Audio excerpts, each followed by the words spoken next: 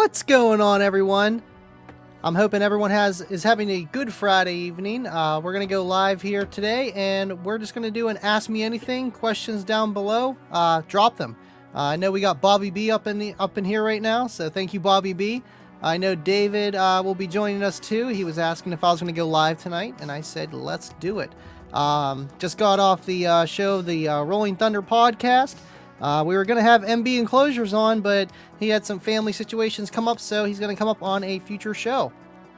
And I wanted to go live today, too, because tomorrow, not sure what I'm going to be doing, but tomorrow is going to be the 1-year anniversary for the Kicker Unmasked show.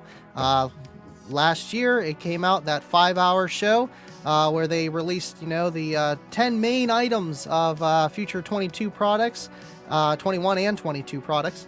So that was interesting. I don't know if if you guys watched the Kicker Unmasked show, the original, let me know. I thought it was an awesome show. Bobby B, Andy, so did Kip's Facebook get hacked? He sent me a friend request. Yeah, he has a new Facebook. Yeah, there's some things going on with that, but yeah, he got a new Facebook. At least he added you, So, heck yeah, man. Yeah, I was kind of surprised. I tried tagging him in my last video Thursday, and I was like, it's not coming up. And I was like, nah, Kip wouldn't block me. So I messaged him. He's like, yeah, I got a new Facebook. So, but heck yeah, man. Let's see. Andy gonna do a giveaway. I would like to do a giveaway. I would like to do it, obviously, probably like a kicker giveaway. I was thinking maybe like a kicker comp or something, and then just have the winner. I would just get your address and send it to you. If you guys are interested in that, smash that thumbs up and say kicker giveaway. Maybe we might do that. If we have enough, people joining in and stuff, I wouldn't mind doing something like that. What's going on, Samuel Seal? And Bobby. There's David. What's going on, David? Appreciate your support, man. But yeah, if you guys have any questions about me, anything, let me know. Tuesday, I will be on the Unmasked show. That'll be fun. So all this streaming, let's go. Why not? But I know we're going to do a pretty cool topic for Tuesday. I'm not sure if Kicker and the Kicker team got everything planned, if we're going to actually do that, because that was pretty, not expensive, but kind of in a way, the idea that I had to do a pretty cool test. But I'm not sure if they have that all set to go. I want to get a hold of Kip, see if we're doing that, or we're just going to hang out and have a good time. Because technically it would be their 1-year anniversary Tuesday, but still 1 year of Kicker Unmasked shows. What's going on, Matt? Thanks for joining the chat, man. That's pretty cool how you use the SPL Lab software and stuff, too. I really do like the SPL Lab software. It is the underdog, if you want to call it that, of the SPL meters. I wouldn't say the lowest underdog, but it's definitely overlooked from the Term Lab. And from what I hear and what I see, I think it surpasses what the Term Lab can do. But you can't knock on the Term Lab, since Term Lab has been around for a long time, man. See, Bobby B, I think I'm wrapping my box with green swag carpet and call him Oscar. Heck yeah, man. You got to do something like that. Keep the Sesame Street theme going. What's going on, Jeff? Thanks for tuning in, man. Appreciate it. Hopefully, I hope everyone's having a good night. Hey, do you know anything about the Kicker Front Row? I think it came out in 2013. The Kicker Front Row. Ooh, I don't know. 2013, so that'd be... what, 41 series, something like that.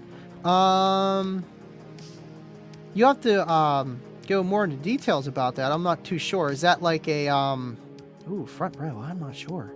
Let me know exactly what that is, and then I'll let you know if I know about it. Not too sure what that is.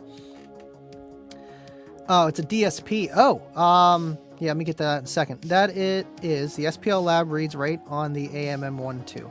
Yeah, that AMM1 is really cool from, Steve Mead. Heck yeah.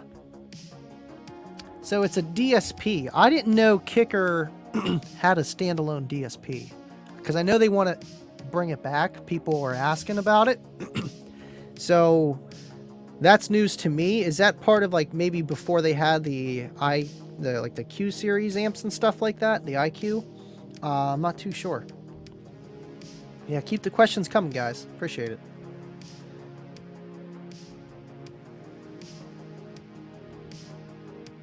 I know I wish I would have brought my monitor with me so I could do some fancy stuff and maybe go over some Kicker Unmasked show stuff.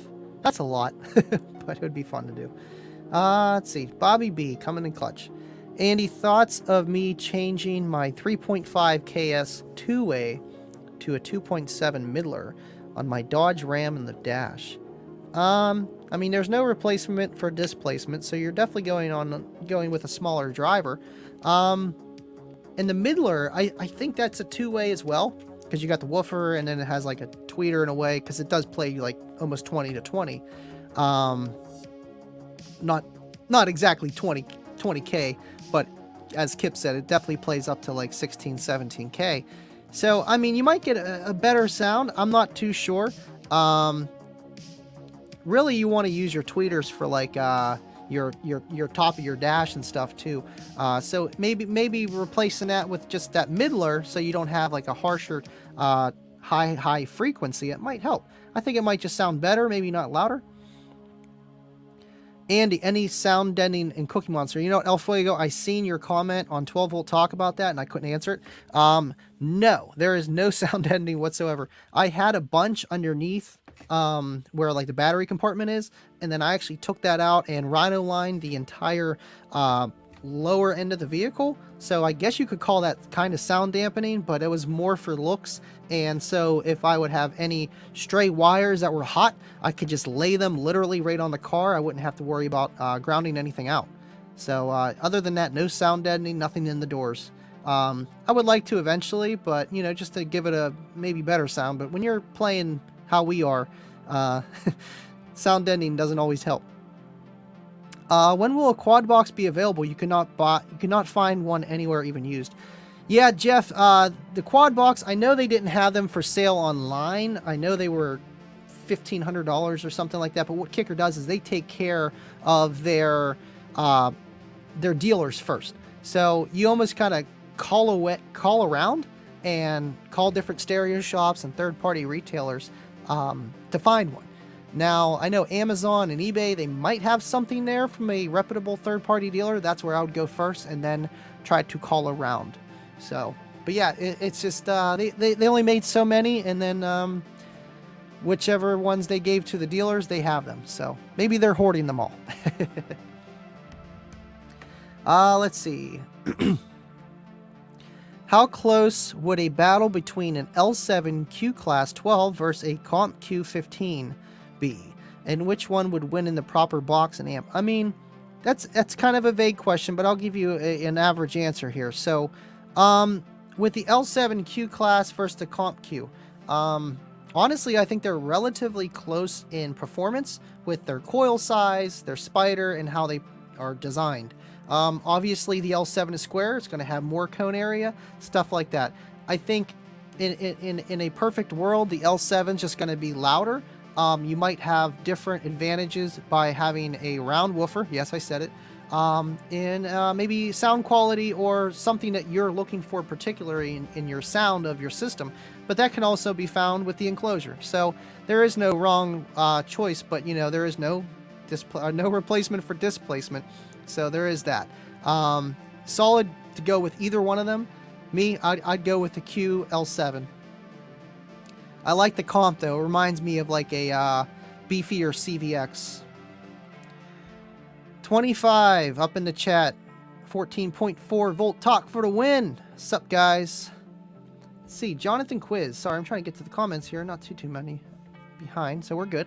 I know the Kicker L7 Q Class 12s are 900 RMS, but are they really only 900 RMS, or can you typically push more? And if so, how much? You know what's funny? That is almost kind of the topic I wanted to do for the Unmasked. So if you hear this now and you watch Unmasked, you may see that, you may not. Honestly, in my opinion, yes. Now, will it blow? 900 RMS in a prefab box at 45 hertz for 5 minutes? Probably not, but you're probably going to do a little bit of damage. It's going to get hot. Now, that's where power really comes into the enclosure of how quickly the driver can resonate that heat off of the coil and the magnet structure and stuff like that. So there are variables with that, but at the same time, how much power can it handle? It really comes down to the coiling capabilities and the size of the coil. End of the day, and how the coil is designed, the type of material it's made out of. Now, Kicker, when they rate their stuff, it's not like they're saying, oh, it needs a 900 RMS amp, you know, so it only gets 450 to 700 watts. No, but you can put more to it. I've burped 2000 watts to L7s over and over and over. Now, is that a good thing to do? Not really, but at a quick burst, they're able to dissipate the heat quickly. Now, obviously, if I'm, you know, clamping 1200, 1500 watts to them, over a minute or two, I'm going to start getting some stink, and that's when you're going to run into some problems. So, can you handle 900 RMS? It can handle it. I don't think it'll blow. El Fuego, at Bobby B, I have the KS 6x9's 2.5 component set with no tweeter, and it sounds great on 150 watts. I love those KS series. They're awesome. Okay, here's another question. How close would a battle between two L7 Q Class 12s versus two Comp Q15s would be? Okay, so this is kind of like the other question, but we got cone area differences. So 215 circles are 353 square inches. Two 12s are 288 square inches. So you got more cone area having 215 circles than you have the two L7 squares. So then it almost comes down to displacement, bore and stroke. You know, you got your whatever. So I really think the Q15s are just going to be louder just because there's more moving mass, there's more cone, more air being moved. Now again, it would come down to the enclosure and the vehicle, but I honestly, I think that's an easy answer. The 215s are going to win. Now, if it was maybe two circles versus a 15 square, that's where it's close, because in two circles would be 226 square inches, and a 15 square would be 226, and then 250 for 15. D4L, what is going on, buddy? Thank you for joining in tonight. 14.4 volt talk for the win. I'm gonna have to get you guys to come on, even if it's like no video, you know, just audio. We need to hear you guys. Something. Give me something. Come on. MBE came out with an XMAX video, but haven't seen it. Andy, what is important than XMAX Wonder? XMAX, I mean, that's just where the company rates their driver, where it doesn't run into linearity differences where the speaker pretty much stays straight. You know what I mean? So speaker will keep going further, and then that's where you run into XMEC, which is your mechanical limit. Max is just where they rate it at the BL, whatever percentage BL they rate it at. So XMax is important, but yet if you're looking at a subwoofer and you're looking at XMax and you're trying to, you know, get a feel of tile small parameters, XMax and efficiency really go hand in hand, where once you start getting a lot of XMax, it's going to be hard to have a lot of efficiency, because then to get a lot of XMax, you're going to have a lot of cone control to keep that driver straight. Otherwise, it's just going to flop around, and then what happens is when you have a driver that's strong to keep it straight and have a lot of throw, it becomes heavy, so then the efficiency goes down. It's going to take more power, watt for watt, to be just as loud in a general basic scenario. But since we have so much power these days, why not?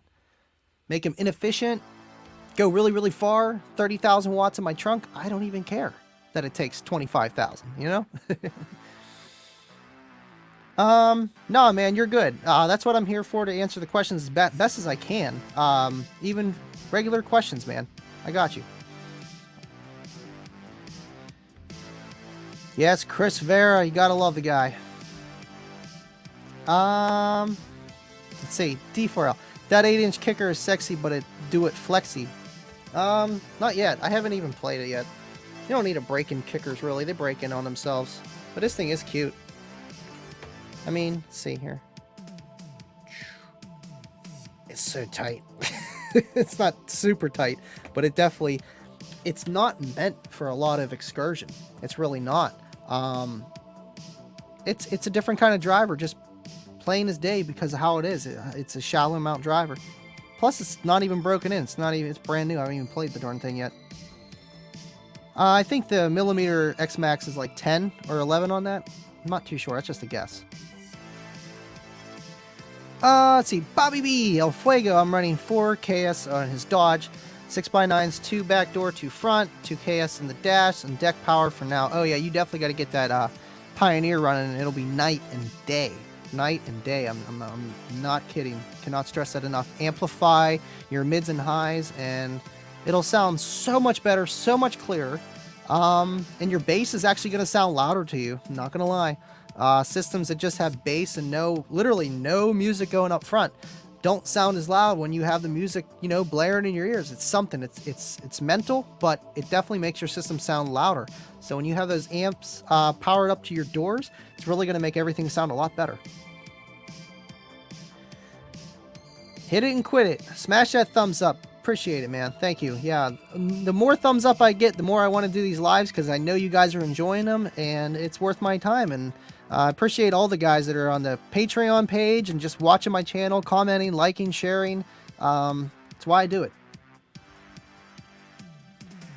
Let's see. DJ. Here we go. We got a question from El Fuego. Andy, how do you balance your day job, car audio, hobby, YouTube, and family, especially with a wedding coming up? It's very tough. Kayla takes a lot of the brunt with the kids and stuff and working. I have a pretty flexible schedule working with my dad and his cleaning company that we've been doing for 17 years, so it kind of works out with that. I usually work Monday, Wednesday, Thursday, and then Kicker Unmasked Tuesday, live or whatever on Friday. And then the weekends I'm usually free too, which is nice, so that gives me time to catch up things around the house and do what I'm supposed to be doing. But it's tough. And then I got fish tanks too. Water changes. I've been slacking on my water changes. I got to do this every 3 weeks minimum. You're supposed to do a water change every week or two. But it's tough doing everything, juggling it all between Facebook, and I kind of took a back burner on the TikTok with the base videos and stuff. I try here and there. But the YouTube, I mean, it's fun to do, and why not do something and have other people enjoy it too?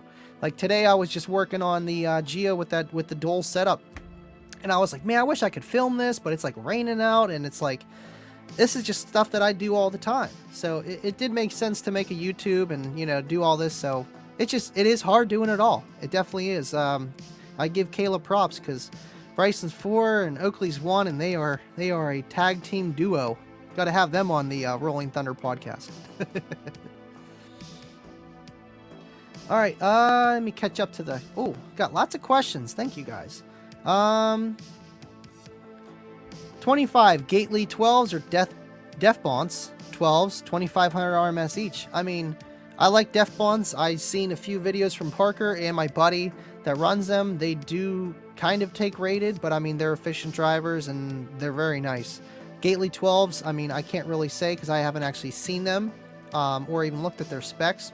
But I mean, a 2500 RMS sub is going to be a 2500 RMS sub. You're going to have to give it to beans. But either choice is very nice.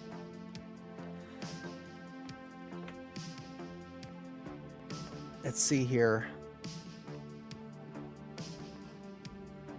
Here's a good question. I can't be the only one who notices how 12s have a very distinct sound they give off, although 12s and 10s are only 2 inches apart and they sound very different. Do you feel the same? That was always like a thing as, being young in car audio and stuff, you would think that drivers can sound lower or higher or tighter, and a lot of that had to do with them being in a prefab enclosure or probably too small of an enclosure or whatever the situation was. Yes, smaller drivers can be more accurate. There's less moving mass. They can be, in a way, quicker, tighter response, transient sound, if you call it that. But 9 times out of 10, it really comes down to the enclosure and how the driver's designed. But yeah, that is a misconception where it's like, oh, well, these 15s, they play lows, but they won't play highs. And then these 10s are real punchy. You know, I was the same kind of guy back when. But honestly, it really does come down to the enclosure, majority-wise. But yeah, you're not alone. Don't worry. I've had some systems where, you know, like my Solo X18, the first Cookie Monster box, the smaller one that fit in the trunk. I used to compare it, and I would, you know, people would get in the car like, wow, that is punchy.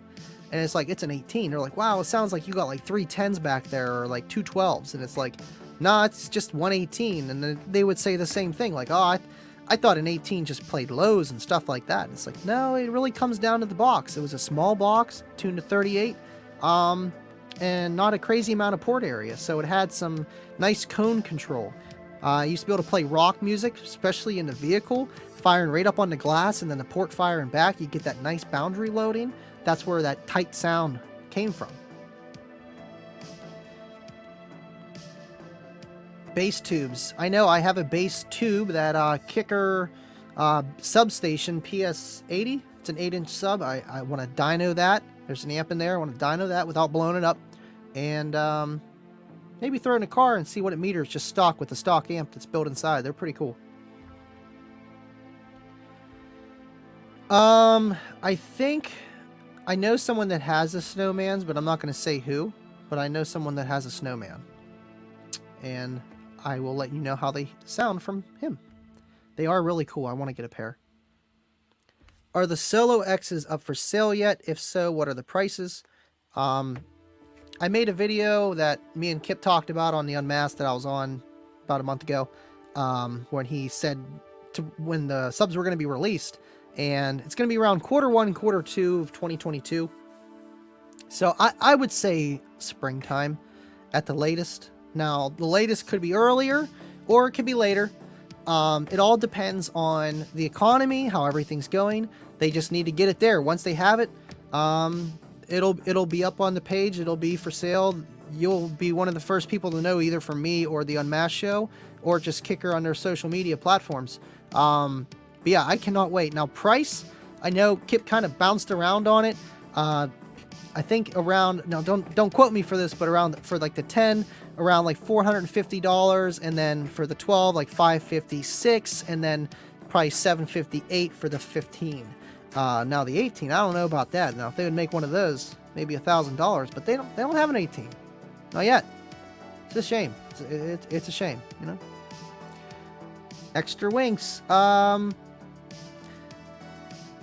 see, T4L. Live it up. I only notice when I play my 8-inch sub and then my 32-inch sub, right? I think there's a big difference on that. Let's see. What's up, Brian Townsend? Thank you for tuning in, man. Yeah, we're going to try to do this every Friday after I do the Rolling Thunder podcast. Check that out on YouTube and Facebook. My buddy Scott, and mostly Casey too. And Cigar Joe likes to jump in as well. We just talk about car audio stuff. All three of us. They're all louder than me. Meh. Alright. Ooh, I'm getting lost in the comments here. You got a 401k. Nope. I am screwed. Jeff. Andy, I agree. The way power is used today, I'm 40, I was 20, gear just seemed so much more efficient. Absolutely. Not so today, mostly sealed too. But Kicker seems to understand the higher efficiency in SQE. Right. Yeah, Kicker never really strolled off the beaten path too much with how they design woofers. They didn't just do what everyone else was doing. And, right, and now it's kind of like, well, since power is available, let's build woofers that just need that power. And the whole benefit of that is just being able to put a bunch of woofers in a small area. Like you said, you know, a lot of sealed too or whatever back in the day. But if you look at those really big surround subwoofers and, you know, lots of throw, they don't want a big box. You look at the parameters, man, it's asking for a small ported box. So that's kind of where having a woofer that almost requires a smaller amount of box but needs more power, and then you give it a bunch of power and it's got a lot of throw, it makes up for that efficiency. That's the only time. Now when you try throwing a 12 in your car and you're like wondering why you're only doing a 42, that's why. You know, you could throw a 12 in there that is way more efficient. It has way less throw. And if that's all you have, you could probably do the same score with half the power, if not less. And that's the thing. Now, then there's frequency too, but still, regardless. I thought they were released too, right? Rob got a set. He hasn't followed up. Yeah, that's the one that I heard that has the set. So, not sure what's going on with that. I know they released it, but I know a lot of things are just on back order. Andy, what size aquarium? What kind of fish? I got about 13 tanks. Got plecos. I got a pleco about this big. Ball of shark, goldfish. They're all about that size. I have a snapping turtle and 2 red ear sliders and my community tank number 2, angelfish, a bunch of little stuff, and a African clawed frog. I got a little bit of everything, and a pictus catfish. They're fun. I got to do about 300 gallons of water changes whenever I do it. 300 in, 300 out, and that's taking half the reserve. You know, you want to do a 50% water change, at least for me. Me and Bobby want to see a video of the fish. Maybe I'll throw that up later here. I'll try to do a screen share. I have a video, but it's an older video of my tanks, but I haven't really changed too much. I have a funny one of my turtle on here too. It's pretty funny. Let's see. You want to see fish? What is this, side jag? Oh, I got the kitty. I got a cat too. Smokey. Swedish fish. I can't. Andy, your favorite music with lots of bass? I listen to so much stuff. Trying to think. Music. I mean, I'm more of a not techno, but dubstep kind of guy. I mean, rap's okay. I kind of outgrew the rap stage, but still listen to it for if it bangs in that system or not. I usually play whatever the system excels at, whichever car I'm driving. Feel the bass. I have a question. Should I go with 3 8-inch L7s in a Dodge Challenger 2016 or 2 12s? I've never heard 8s before. 3 8s or 2 12s. 8s are pretty impressive for what they are. It seems like a lot of people are going towards the 8s. Talk to MB Enclosures, man. He's heavy on those 8-inch subs. No, cone area, let me think. 2 12s. I think the 2 12s are going to be more cone area. But for a Dodge Challenger, the 3 8s would look really cute all together back there, and they would probably fit, and you might be able to get better airspace because they are less cone area, so they probably require less airspace so that you could get to your optimal airspace easier and with more trunk space available. And you'd be surprised, your system can be louder with the orientation if you have more trunk space or not enough. Some waves get choked up. People put 215s back there and the air has nowhere to go. Unless you fire it forward, seal off the wall or have your port to the side, whichever orientation you do can make a difference. So maybe sometimes less is more. Absolutely. So I'd go with either. The 3 8s would be cute. Wiring may be a challenge. You probably have to wire at 1.33 with 3 dual 4s wired serially parallel. You'd be at 1.33 safely, so you could do that. That'd be nice.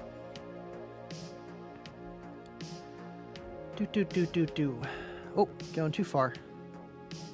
Oh, you're welcome. You're welcome, Richard. Thank you for watching, man. Appreciate it. Okay. Enclosures are often made available vehicle space, not the sub-driver's needs. Right. That is the definition of a prefab. And frequency tuning, when you get the right match, it sounds magical. It's getting better, I think. Yeah, prefabs have come a long way. There's always going to be those real cheap ones. But, absolutely. Oh, messing with my headphones here. Okay, there we go. Noise canceling got triggered. Anyway, I like the kicker prefabs. Some of them are hit and miss. I'm not a big fan on the truck ones. I feel like the truck ones are just too small to be ported. It'd probably be better just sealed.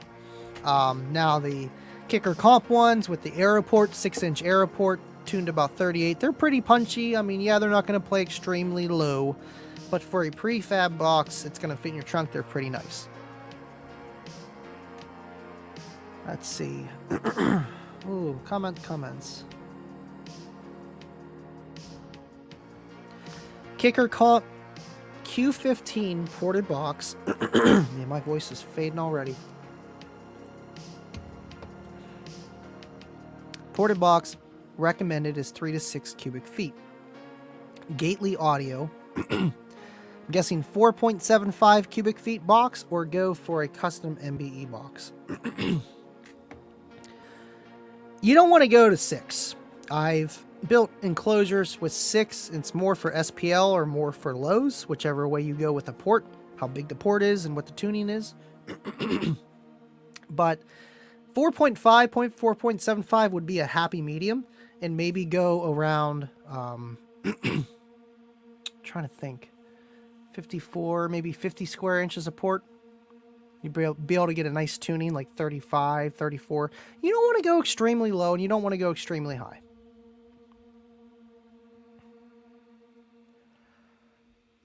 Let's see. Absolutely.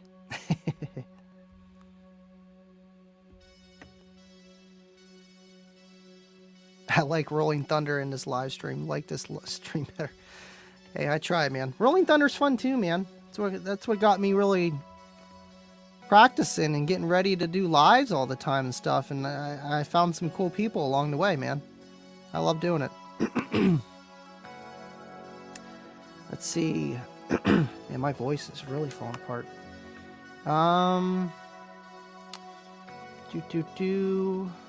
Sorry, guys, just looking through the comments here. But do you have a beardy? When will you go to Kicker HQ and be on Kicker Rig Tuesdays? Yeah, I don't know when. I was gonna go down this fall. I was gonna go down the weekend before the OSS meet, hang out with the guys at the OSS meet, stick around, and I was gonna try to go on their Unmasked show, but that didn't happen. So maybe springtime, as long as finances are lined up and they're still gonna have a show. I would definitely like to go down there. I want to go down there. I don't want to force anything or rush anything, because I know when the moment's right, the moment's gonna be right, and I'm gonna be waiting for this, you know, not my whole life, but kind of has been a thing that I've been wanting to do for a long time now, and want to make it worth it. Man, my voice. Looking for a Kicker sub box. Recommendation for my wife's Forester Subaru. 600 watt RMS, available 2 ohms, downfiring 10 or 12 with a passive radiator. I'd go with the 12, just because. And sub box recommendation. So if you're going with the passive radiator, I mean, you honestly just want to go to tune it with the passive radiator that you're going to run. So I'm guessing you're going to run the Kicker comp downfiring enclosure with the passive radiator, or are you trying to make your own custom box with a passive radiator? Let me know, El Fuego.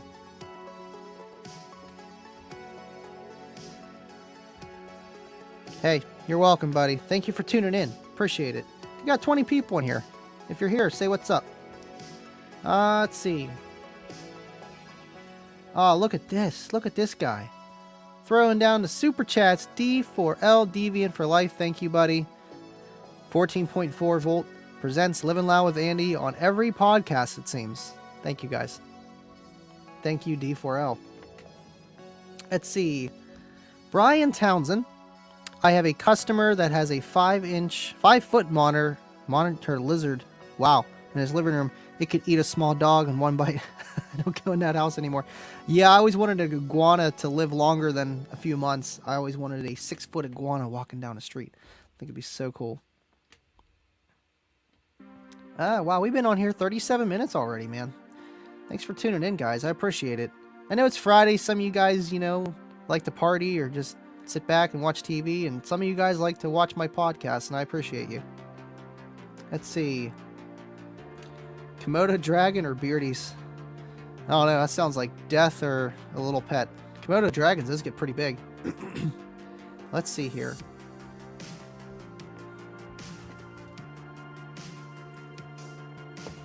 Jeff Senecal. I don't know about tuning so low. Most mainstream music, even rap that people like, Jeezy or Wayne or Eminem, whatever, the bass lines are 34 to 45. So it really behooves you to tune there for regular music. Right. And that's kind of how like the whole below 40 hertz thing kind of happened. Where Aaron was saying that.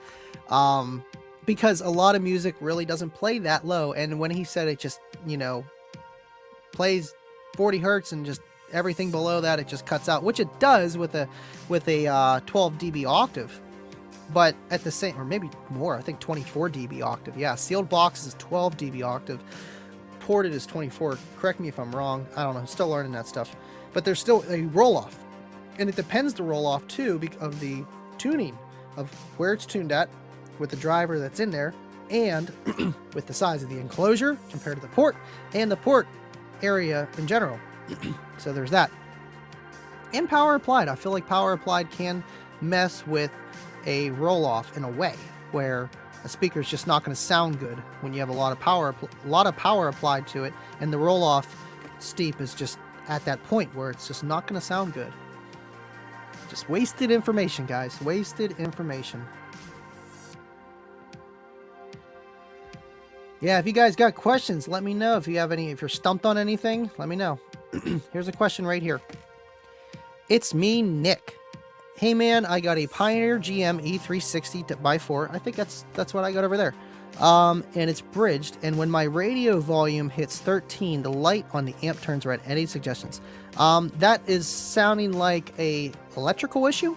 It could be either from your car or the amplifier itself. Probably not the amplifier. Usually when an amplifier goes into protect, it's from low voltage or from over voltage, most likely low voltage. So what I would do is maybe mess with your gain a little bit. Your gain might be cranked up a little too high. Now when you hit volume 13, does it sound pretty loud for whatever you're running it on? Another thing is how you have it wired at impedance. An amplifier can be wired too low and it'll do okay at low volumes, but if the impedance is too low, it's not really going to kill it. But then if you start, pulling some current, the protective circuitry is going to cut it off so that it doesn't blow itself up. It could be that, but it sounds like an electrical issue. Do you have like 4-gauge wire run into it at least? Don't really need a extra battery per se for that, because that is a 4-channel. I'm sure you've probably seen it on my channel. I dynoed that and it did pretty decent power. So it did to 360 watts. But yeah, usually when it turns red like that and shuts off, there's an electrical issue for sure. Let me know any other details if you can.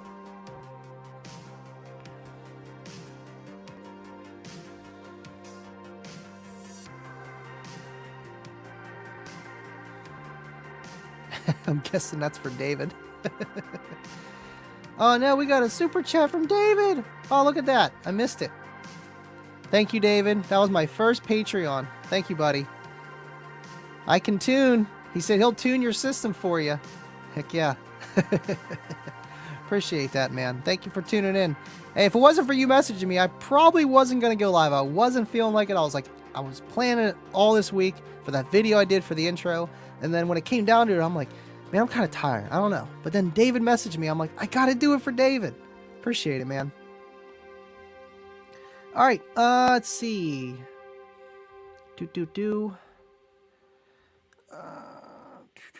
What car audio tools do you use the most, and what brands do you recommend? Walmart brands, that's what I use. I'm cheap with tools. Now, car audio tools other than like my testing equipment, like the SPL Lab, the Steve Mead design, you can't really go wrong with Steve Mead stuff. Between the distortion detector, DD1, the AMM1, and then there's another one too for phase and stuff like that. You can't really go wrong with his products. He does really good quality control on them. They're not going to break on you, and they do what they're intended. Now when it comes to like crimping and stuff, I I used to use freaking, no joke, literally vice grips for years, electric tape, and then it worked, but it wasn't the best thing. Now I just literally use solder and heat shrink. I'm probably going to get a hydraulic crimper. I wanted to do that, but that was more expensive than buying heat shrink, solder, and a heat gun for 15 bucks. So I went that route, but I definitely want to get a hydraulic crimper. I think they're really nice, and they're better for that connection to get that cold weld on there. But yeah, thank you, El Fuego, for the question. Let's see. Right, when you port, you shrink the Q, so there's a huge roll-off at the tune. Right, below and above the tune frequency. Absolutely. Absolutely, Jeff. Protect, yeah, amp goes in protect. Let's see. This is a good question. I like this 125. I just lost it. Where'd it go? Right here. What kind of port is the best port for less air port noise? A properly built port to enclosure and driver ratio, but obviously. Supposedly aero ports are better because their ends are rounded, so there's less chuffing at the corners, at the hard ends, like your 90-degree angles. So that's why a lot of people, they build curved ports and stuff like that, but you're still going to have hard ends on the other side that you don't curve. That's why the Aeroport is so popular, because it's round all the way around. And some people go cheap and they don't even put that flare on, and they don't know what they're losing. It's like you're throwing on that Aeroport style port for no reason. You're almost killing the big benefit of it. Let's see here. See, Jeff says, so you need tune correctly or as close to what you're playing at that point. I mean, right. Whenever you, like, it depends the enclosure, woofer, and port, but usually wherever you're tuned at doesn't always mean that's where you're going to be the loudest at. Usually it's not. Usually it's a couple frequencies up, or down, depending how the enclosure is to the port, vehicle, all that kind of stuff. My tuning, I'm tuned to like 28, 29 hertz. I peak at 32, but I have a low peak at 16, 17 hertz too, with the main system and whatnot. But usually you peak a little bit above or below, and usually why you peak above is because your cabin resonance is a lot higher. Your cabin resonancy can be anything from 50 to 120 hertz, depending how you measure it, and what kind of wavelength you're trying to dictate, because wavelengths are really long for bass frequencies and stuff like that I have no clue about, but still learning. Yeah, absolutely.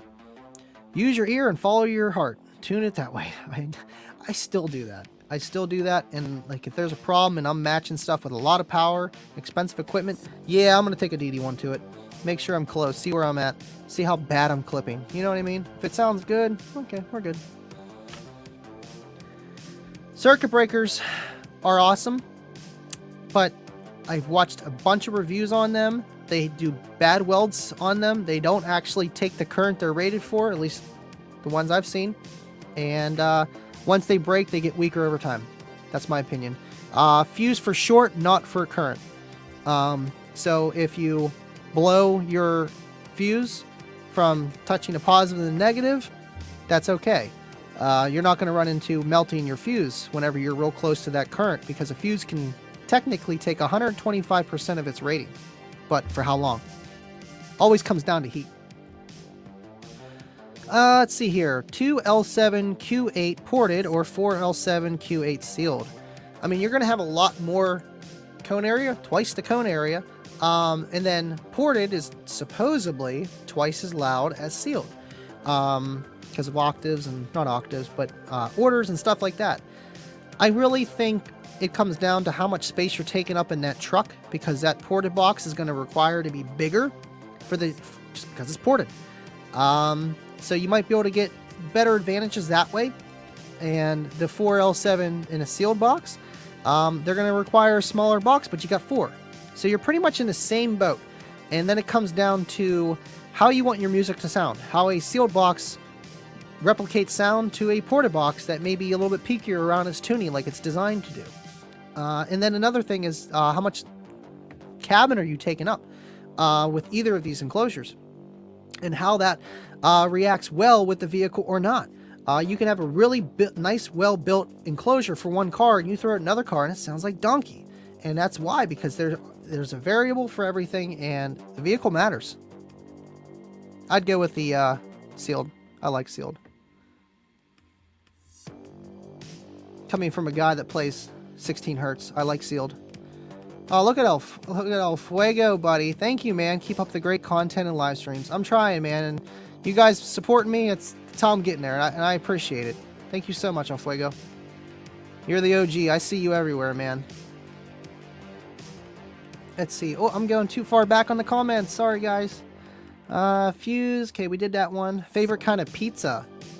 We don't want pineapples on our pizza. Okay, there goes all my subscribers. Oh, no. No. I like cheese pizza. I am basic. I like pepperoni, too. Sometimes we get, what is it? Green peppers, olives, and mushrooms. That's pretty good, too. Let's see here. Walmart for the win. Absolutely, man. $15 kicker amp. Yeah, if you haven't already, check out my video that I just posted yesterday. That amp did awesome. I mean, it was originally like $100, $115 amp, but still, it did awesome. All right, we got a lot of comments here. I don't know how Kicker keeps up with all these comments. It'd be crazy if, you know, I had 500 people watching at once. Get lost. All right, yeah, thanks again, El Fuego. I appreciate that, dude.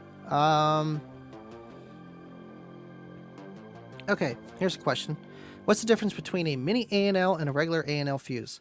The mini A&L fuse, I believe that's what Kicker has for their fuse blocks and stuff like that. Now, the regular size is just like your elongated fuse holder and fuse. Now, I think the mini ones, they don't go up as high. I know they have 100 amp and maybe 150. I think the regular ones just have a higher fuse rating capability of the fuse you could put in there. Now, don't get me wrong, you can make your own fuse out of whatever fuse holder and have it be rated at whatever. You could put your wrench in there and it'll be fused for 2,000 amps, you know, or just run no fuse.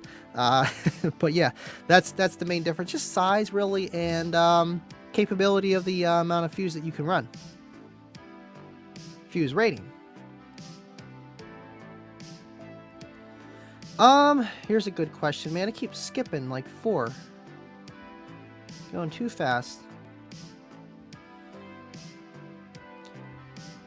What's going on, Ronaco160? Thank you for joining in, guys. Thank you. Jam 2010. You really think port is twice as loud as sealed? On a meter, yeah. But it depends, because then you have a ported box and you have a sealed box. To have them roughly play the same frequency and peak around the same in the vehicle, the ported box is going to be bigger. Problem with that, ported box is bigger, it's taking up more of the vehicle. So it depends the vehicle. So when you're taking up more vehicle, it might raise your resonant frequency, making that box not as loud because the vehicle is smaller in a way, because the box is bigger. The airspace in the vehicle.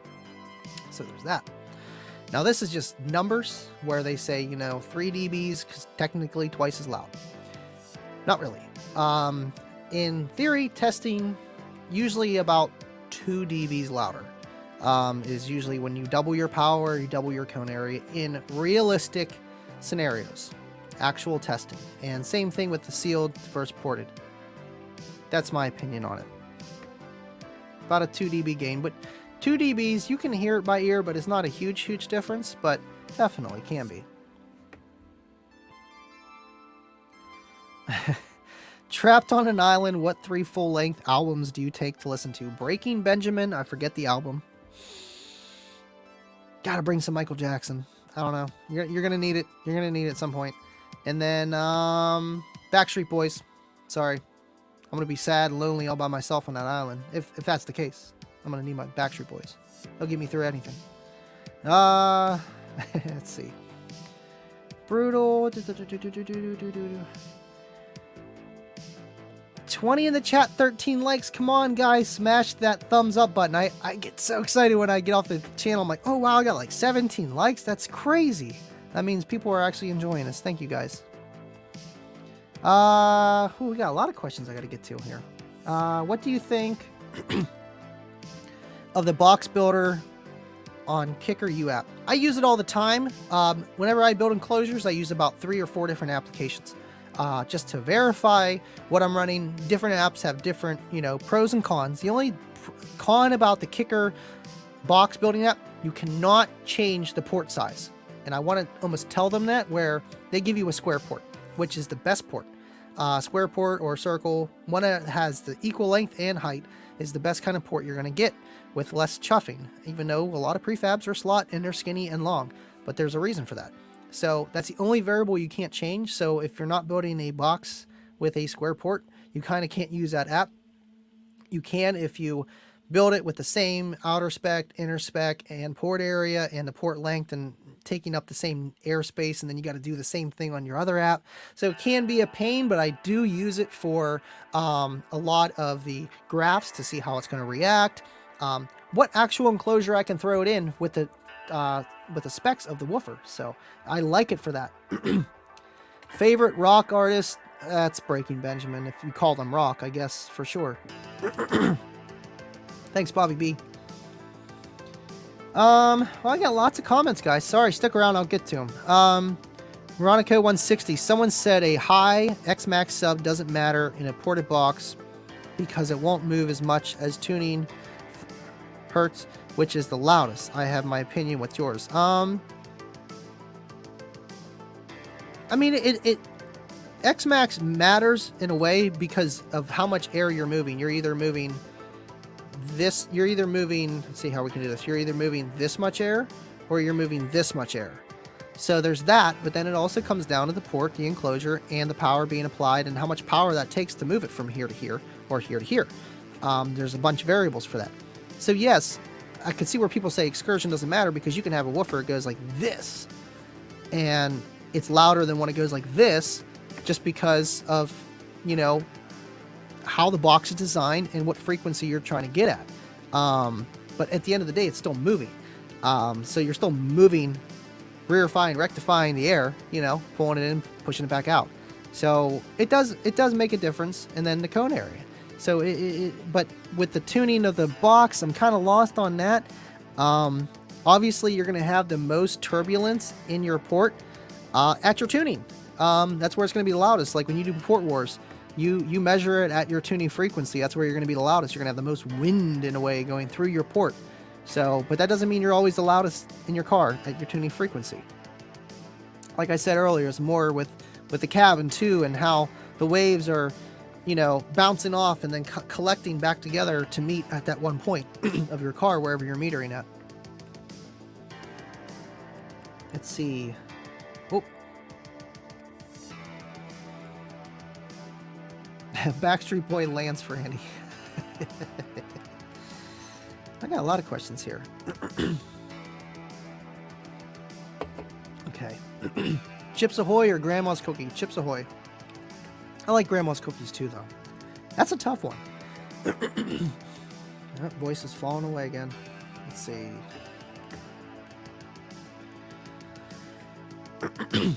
Now I got a bunch more comments came in. Every time I've went to sealed to one ported, the ported is louder. Right, and I mean that comes down to the enclosure, and if you're using the same exact woofers, same power, maybe you're able to wire at a better impedance on your amplifier with the one rather than the two.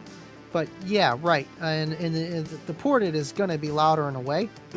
but again, it comes down to everything. There's so many variables, but those 210s should, or the two in a sealed should keep up, definitely, regardless of the box. Sound Dr. Aloy, what is going on? Thank you for joining the chat. Appreciate it.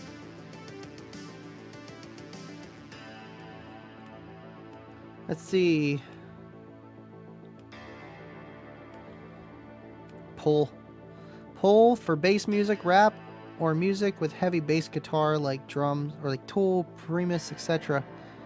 I don't know. I like the bass guitar. That's pretty cool. Best Thanksgiving side. I mean, if I said cranberries, you'd call me basic. Shoot. Stuffing. Gravy. Gotta have the gravy. Just like Vega. Gotta have the gravy. Biscuits and nacho cheese. Spaceballs. You guys are nuts. Let's see. Eggnog or not? Eggnog. I love it. I know I'm one of those people that actually like it. Kayla does not like eggnogs. Coneheads for the win. You know it. Yeah. Eldar. Let's see. Mark V. Base question. Specs for a 15-inch L7 Q box for 4.5 cubic feet. Oh, what do you want to be tuned at? What kind of music do you play? What kind of power do you run? You know, this could be cool. Build your box in 5 minutes. Smash that like button. Make sure you subscribe. Let's see. This is my old phone. My other one's charging. Yeah, I still got it. Ultimate Car Audio app. The Ultimate Car Audio app is really nice. It's free. You can get the upgraded version. It's really nice. My buddy Thomas Van actually built it. I didn't know who he was until later. I was like, oh wow, I've been using your app for years. Let's see, with port. Okay, so arrow port, square port, doesn't matter. I would go with slot port. So 4.5 cubes, so let's say 30 inches by 20 by 15, that might be too big. 4.12 cubes, close. Let's go to 17 inches. 4.73 cubes. Internally, that's without the port. So with the port, we'll get around that 4.5. Port width, let's go 5 by 5. 5 by 5. Port length, around 12 inches. What's that give us? Not enough port area, but a tuning of 28. So we got to open up that port. Let's see. We'll go 6 inches. 6 inches. A little low in the port area, but we're tuned around 33 hertz. 4.47 cubes. 36 square inches of port. I would go with that if you're staying under about 1,000 watts. Like RMS. If you're going more, I would open up the port some, definitely.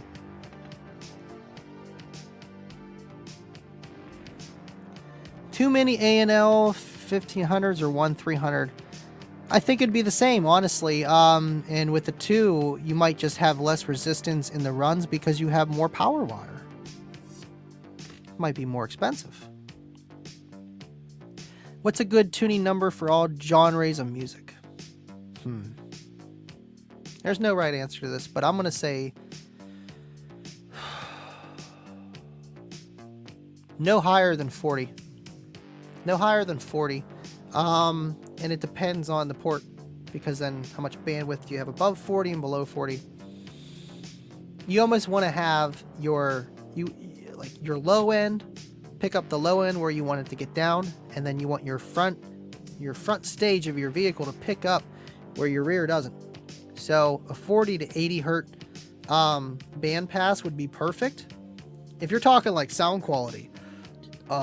Because let's be real, that's all genres of music.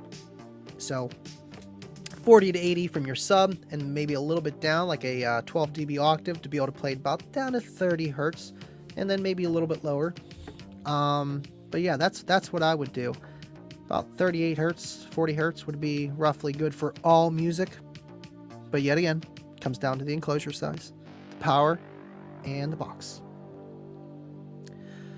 Do you think Captain, I thought it was Clapton, voice coil formers are garbage? I've used them for vapes. I knew they were more expensive than whatever I usually used back in the day. Honestly, you'd have to look at the resistance compared to like copper and aluminum to see if it's better or worse. And then the weight factor. So maybe they can handle more heat, but they might be heavier, or they're lighter and they can't handle as much heat. So there's that. I wouldn't say they're junk, and there's no such thing as junk. It's just, when you push things past their limit of how they're designed, and for the price that you're paying for whatever it is. Flex seal boxes. I know a guy, wink, wink, sham, wow. I want to build a box out of cardboard, but not actually out of cardboard. Build it, and then just wrap the cardboard box around it to make it look like it's actually made out of cardboard. I think that would be pretty cool. Like, as a gag, but like, wow, this thing's like floating bricks. Like, what? Yeah, bro. Orange juice or apple juice. Ooh, that's tough. I'm a both kind of guy, man, but if it comes down to it, OJ. OJ did it. Can I screenshot that info? Absolutely, man. Ready? 3, 2. So that's going to be your airspace. It's a little low in the port area, but trust me on this one. 4.5 cubes. And then what I did was, you don't have to worry about everything else because I just did a random box, but a 6 by 6 port and 12 inches deep. Now you can do the port differently, but then you might run into problems. You could do it as long as you get 36 square inches of port, maybe a little bit more. Wouldn't really hurt you. You'd bring your tuning up, stuff like that, and your bandwidth in a way. But I think that's a very nice box, especially if you're underpowering it in a way where you're not throwing like a 1500 RMS amp where it's actually clamping like 800-900 watts. It's probably going to want a bigger port, but it's going to be really efficient. I like to build efficient enclosures. Trust me. I have 215, not my build, but I built the box and designed everything. It's on a CX1800 wired at 2 ohms. He's only clamping 400 watts or 500 watts. 215s, it's doing a 43 at the headrest. People are like, damn, that's efficient. Oh, who built that? And I'm like, kicker for the win. And then all the Team Imperial guys were like, all right. I'm like, yeah, it's all right. I have the Kicker L7Q class, 212s, 2 ohm, wired, both coil positive together and negative together. Then put the positive from one speaker and negative from the other speaker together. What ohm do I have? Okay, hold on. This is going to be tough. Sorry, El Fuego. I'll get right to you in a sec. I see your comment. All right, so you got the dual 2s. That's what I have. But I don't have the Qs. I have the S's.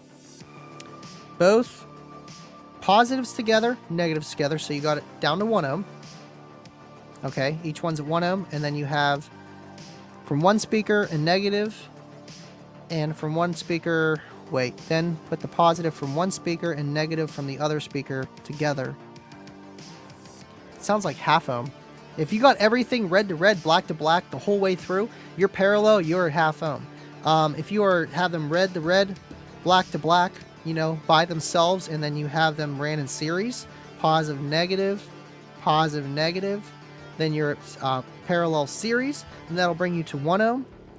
Even if you had it vice versa, series parallel, it's going to be 1 ohm. Unless you have more than 2 woofers, it's not going to make a difference.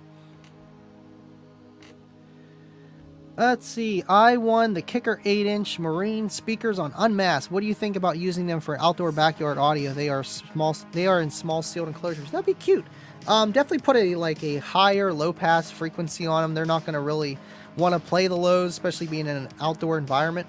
But they would be nice with some nice power on them and give you a nice clean sound, as long as you have something on the top end to catch up with it for your vocals and stuff. That would be awesome, El Fuego. Heck yeah, dude. I know, I feel like I need more of these little 8s. They're so cute.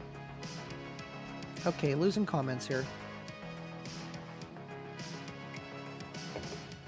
Woo! Let's see. Man, we've been live for an hour. That's awesome. Probably cut it here soon. Do you think 212 Q-Class L7s and a Stetson 5K amp are a good combination? That's a lot of power for those 12s. Be careful. Definitely be careful. Keep it clean. Because that's a full bridge amp. That's going to do all 5K at, you know, whatever. So you probably wired at 1 ohm if it's a 1 ohm stable one. Probably seeing 2-3K out of that, and that's what those subs are going to take. Play within reason. You'll be happy. Rigged. Favorite Halloween movie? I'm not a big Halloween person, even though I got a fog machine and all kind of stuff going for Halloween this year. Not a big Halloween guy. Monster House, I guess. That's a kid's movie, though. Yo, Scott Wright. Yeah, you're the guy that I talked to in the comments section about TikTok. You saw my one TikTok stream and stuff. Heck yeah, dude. If I got 2 runs of 2-aught going back to a 3K amp, do you use 2 150 amps or a 300 on each run? Maybe a stupid question. Not at all. If it's all coming from the front, so obviously you have your fuses in the front, and it's all going to that one battery and going to the 1 amp. You could use 150 amps because each run's going to, in a sense, divide the power of how much current's going to be coming through, because you're going to have 2 runs, correct? Or at least at some point you're going to have 2 runs. So in parallel, when you have them ran in parallel, you would have 300 amps of current being able to be pulled through. So unless you had them wired in series, but we can't do that in 12 volts. So either way would be good. But if just remember this, if you're pulling like 300 amps of current, like your amp is a 3K or maybe a 2K and it's not very efficient, you might want to go a little bigger on the fuse unless you have a battery in the back on a short run. Then you don't have to worry about that. But if you don't have no battery in the back, you're going to be pulling a lot more current going at 15, 17 feet. It's going to be a lot of current, more than it's actually demanding, just because the run is so long. I've ran into that. Garbage worthy Halloween candy. I don't know. Garbage worthy. Anything with nuts in it. I'm allergic to nuts. Do not send me anything with walnuts, cashews, pecans. It's a waste. Let's see.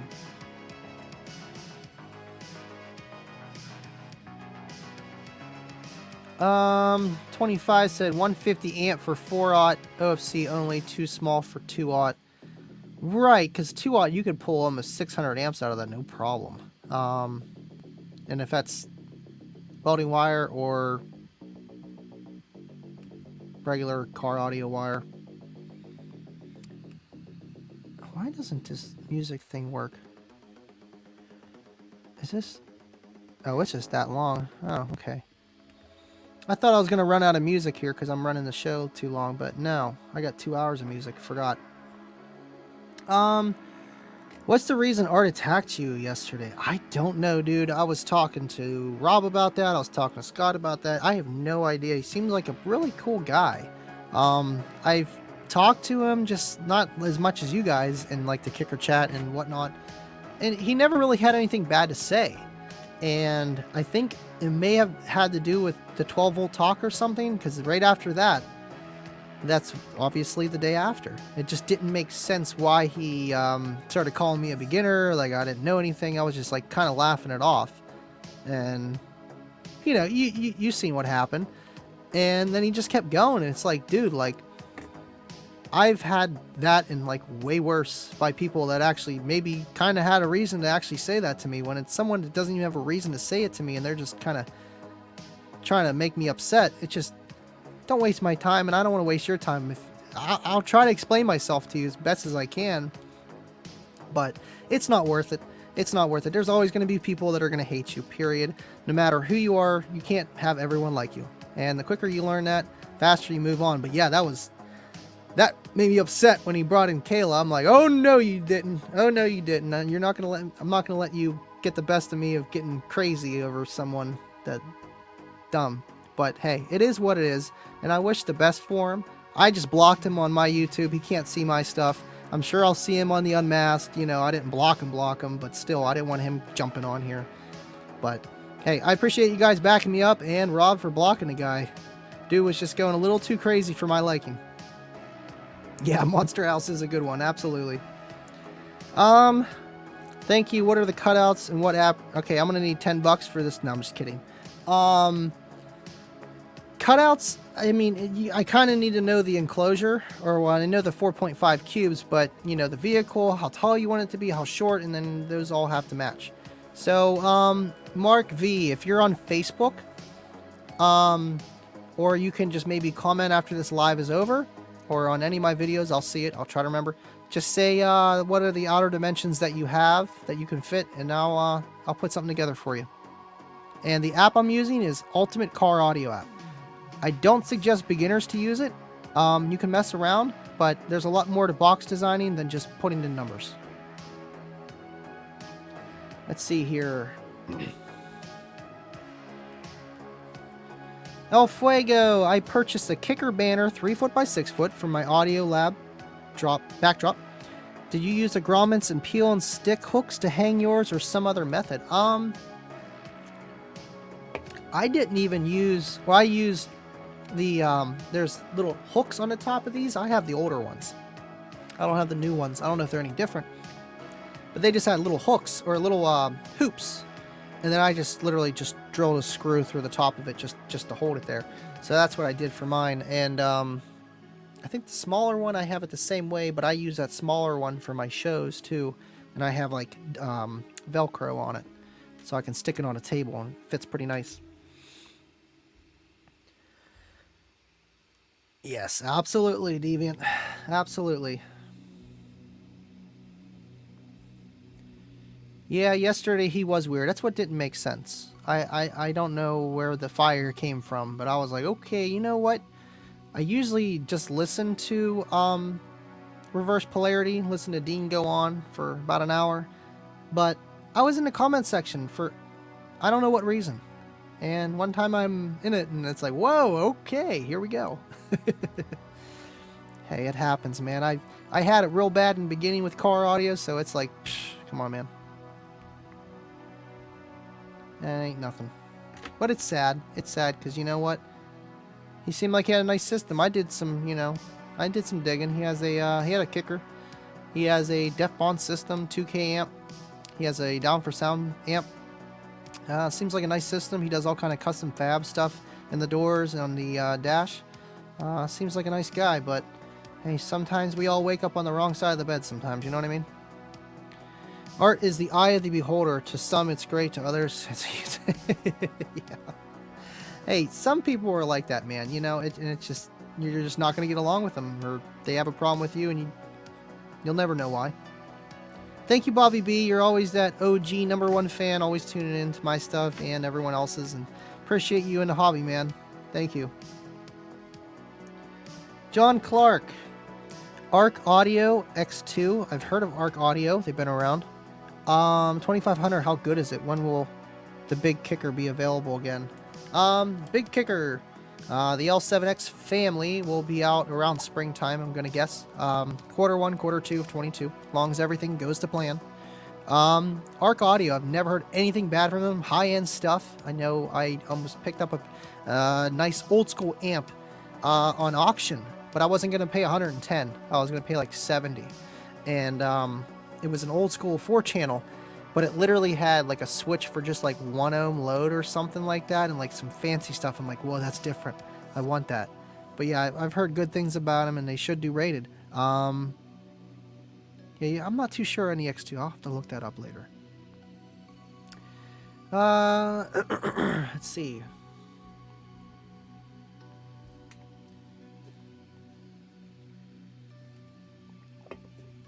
Jam 210. I'm planning on running about 1,000 watts RMS. I have a 140 amp alternator. Do you think I would need just an alternator or alt and battery? I mean, before, I used to run a stock alternator until about 2 years ago. So I'm a heavy believer that you don't always need it, but it's always a benefit to have, and it's going to make your batteries last longer. You're going to put less cycles out of them, less strain on it, and it's going to make your equipment run better. So, but 1,000 watts RMS, that's kind of borderline. If it's like a slash amp where it's going to pick up the current and do 1,000 watts at 2 ohms and 4 ohms, or however they work, I would suggest probably a battery at least. Because what it is your alternator is going to do its current at idle. Maybe with a stock alternator, you're going to probably get 60 amps out of that 110 or whatever you got. So you got 60 amps of current, which is about 600 watts, roughly, give or take. And that's it. But that's to run your whole system. So when you go over that, you're going to be dipping into your battery, those other 40 amps, consistently. And your alternator is never going to be able to charge that battery. And over time, it's just going to slowly decrease the level of that battery's, whatever. And then what happens is the battery can't dish out any more power. It's depleted. So then your voltage goes down. And then your power goes down. And that's when you start running into problems. But you said you had a 140 amp alternator. I missed that. So you got a little bit extra power up there. I think you're good. I would throw definitely a battery in the trunk. Absolutely. Definitely a nice Group 31, Group 34. AGM, so it can, you know, have better discharge and recharge, and you can mount them in any which way. You can go lithium, but for what you're running, you really don't. You would have perfect voltage no matter what. You run some lithium iron phosphate, 3.2 volts per cell, in 5 series or 4 series, I forget what it is, and you'll be perfect with a stock alt. So there's always that, but they cost more. They definitely cost more. Let's see, I'm missing some comments here. Whoop. Okay, do you watch Soundman? That's Doug, right? Not really. I know I used to watch him whenever he was like talking smack between EXO and Mark, but his videos were okay, but it's not my kind of thing. You know, I like to see numbers or tests or whatever. I'm not real big on the whole install video unless it's like EXO, because he's funny, and it just, I've been watching him for so long. Maybe if you watch Soundman in the beginning, yeah, I can understand that. He seems funny though. Not someone I would want to have on my bad side, not at all. Velcro, excellent idea. I have some 2-inch stuff that's exactly what I'm using. It's like, it's pretty thick, and then just a roll of it, so cut it to length. AGM or marine battery?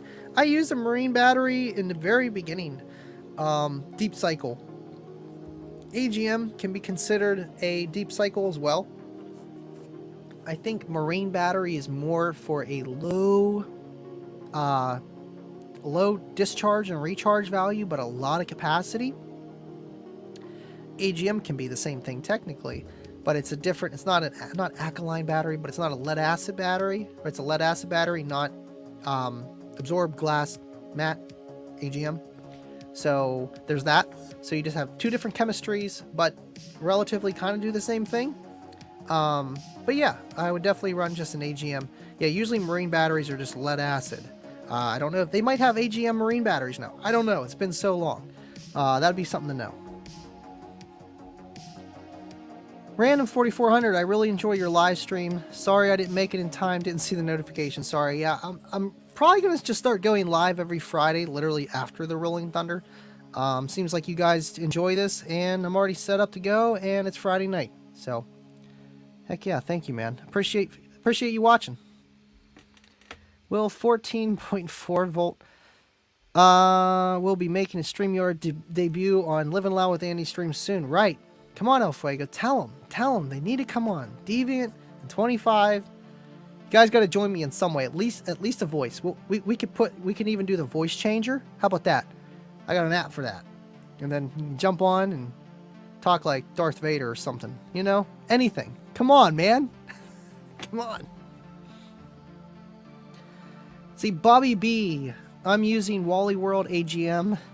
It was like 165. Right, they work. That's what I started out with, but you know, you're probably going to see, I mean, well, that's the AGM. You know what? That's the Duracell. They're actually not that bad. They're not that bad. The only thing with AGM, they don't really list C ratings and discharge and recharge values like they do with lithium. I would like to know more about that, but I know from watching a lot of videos where lithium can discharge and recharge the 100% of their capacity, where AGMs and regular car batteries can only discharge like 50% or like 20% at a burst. So there's that. That's why your voltage drops quicker in a way. Oh, it's Friday already. While the days pass, I know the only reason I know what day it is usually because of Tuesday Kicker Unmasked. It's like, well, I either work today or it's Kicker Unmasked or it's Friday. Gotta go streaming. So one of the two. Legend talk. Man up. Absolutely. Well, if you guys got any last questions, I'm probably going to wrap this up. Get to them. We got 14 people still in here. And after I get those questions, I'll probably just do a little outro of the intro video so you guys can all watch that. If you missed that in the beginning, I thought it was pretty cool. And then we'll go from there.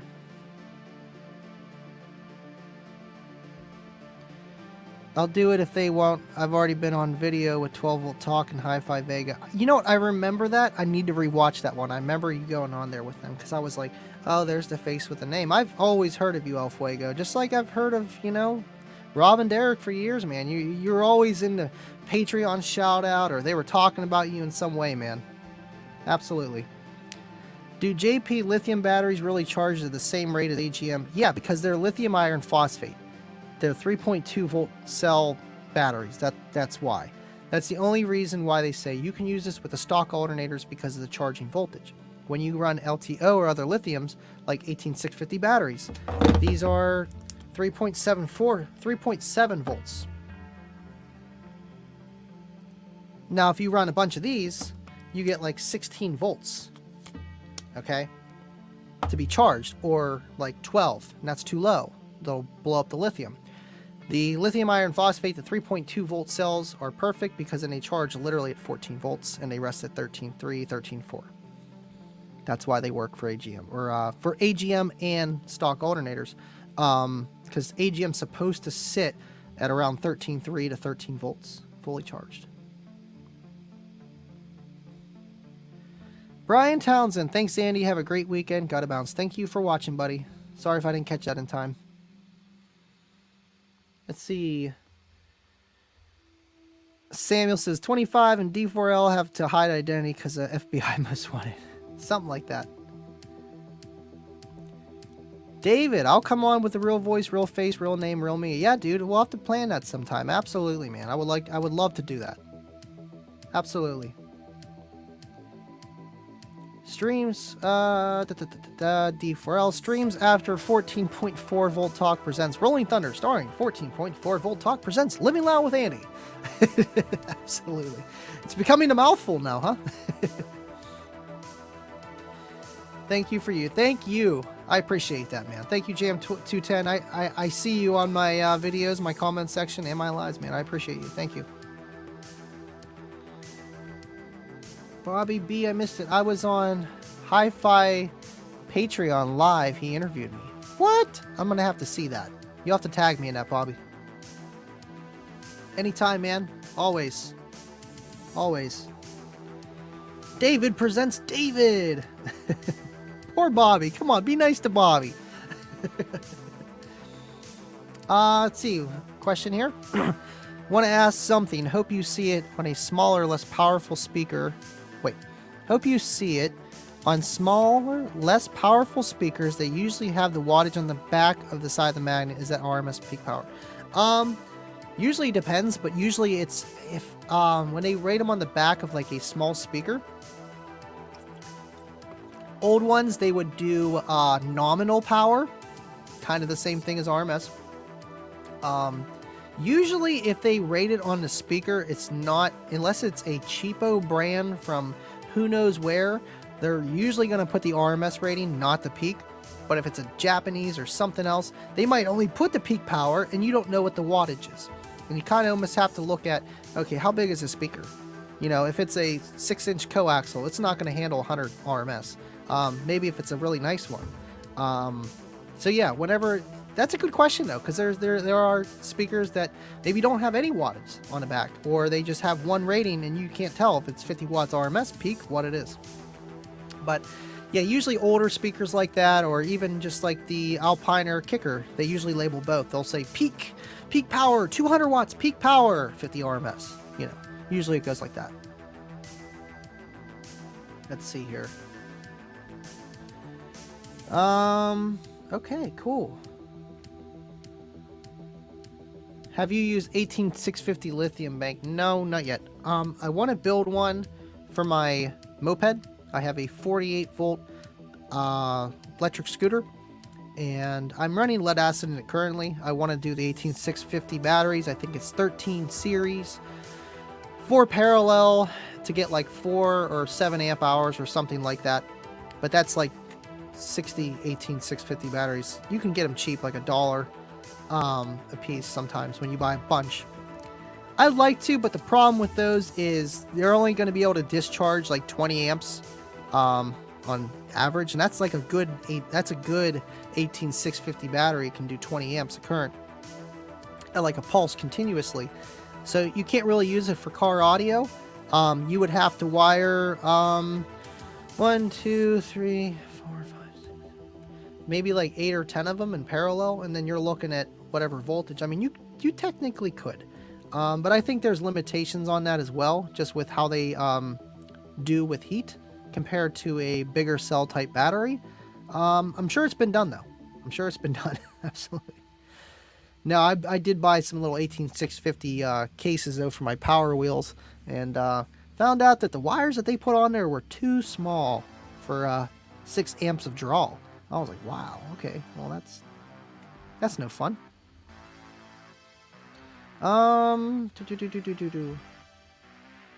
Oh no, you guys were both on the show. I'm gonna have to check that out. When was that? Let me know. I'll have to rewatch that.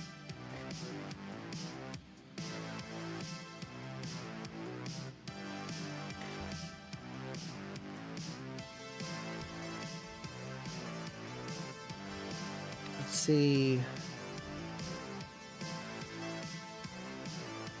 I know Deviant's got to get on there, man. I feel like the Patreons are like the most important on the YouTube because it's like money you know you're probably going to get every month.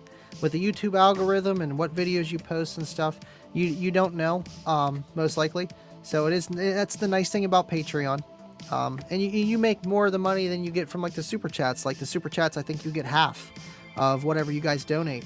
And I'd rather, you know, if you're donating money, it's like, well, just give it to me there instead of on a Super Chat for YouTube to make more money. But I do appreciate the Super Chats. It's cool. Plus to get your comment thrown up there real fast. Like I see it's like, boom, there. It's like cool, you know? Appreciate it, Bobby. Okay, let's see. We'll do this one real fast. Casey Mullins. Casey Mullins. Why does that sound familiar? You're not my neighbor, are you? I don't run kicker subs anymore. My last kicker woofers were Solo X12s. Nice. And I got them still. I'm running a Rockford Fosgate Power T2 15 Dual 2 now. 2000. Oh, nice. Silver top. I'm collecting old school kicker and Rockford Fosgate. That's awesome. You like my buddy Scott. He loves Rockford Fosgate. That's cool that you still have the Solo X's too. Sorry, I'm burping from all this pop. That's awesome, man. Don't ever let go of them.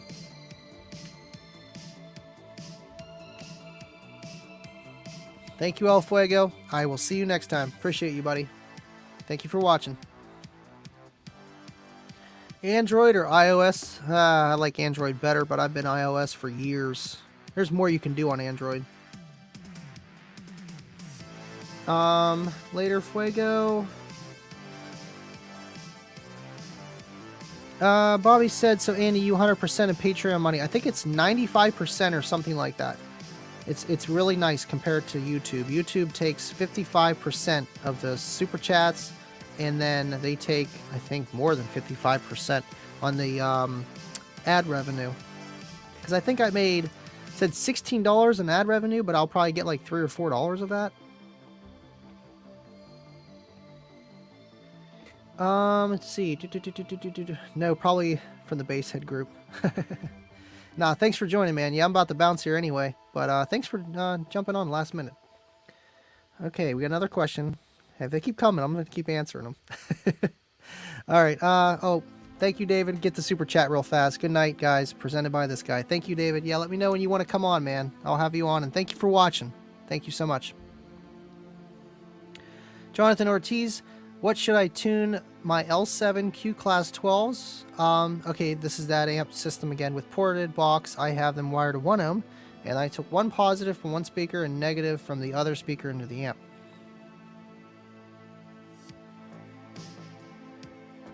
Okay, so you're just at 1 ohm on the amp, correct? Tune. I mean, it depends what you're really going for. I wouldn't tune them really, really low, and I really wouldn't put them in a huge enclosure because of how much power you have. With the 12 QL7s, I'd run them in maybe 2.2 cubes each. So around 4.5 cubes plus your port. So maybe like 5 cubes altogether. And then with the port, that'll take up some airspace. And I'd go with that and maybe tune them around 38 hertz, 36. And you'll be having a good day. It'll be nice and loud. And they should be able to have some cone control. I'd throw a, yeah, I'd throw an 8-inch port. 7-inch port, something like that, give or take. Thank you for watching, Jeff. Appreciate it. Alright. Let's see here. Oh, D4L. Thank you, buddy. Here's some 90 cents. 14.4 volt talk, aka Deviant, and 25. Thank you guys. I appreciate it so much. And thank you guys for watching. I'm probably going to wrap it off on that later. 25, I seen your comment too. And yeah, we'll definitely go live next Friday after the Rolling Thunder. And I'll see you guys then. Thank you so much for watching, and I'll see you guys next time.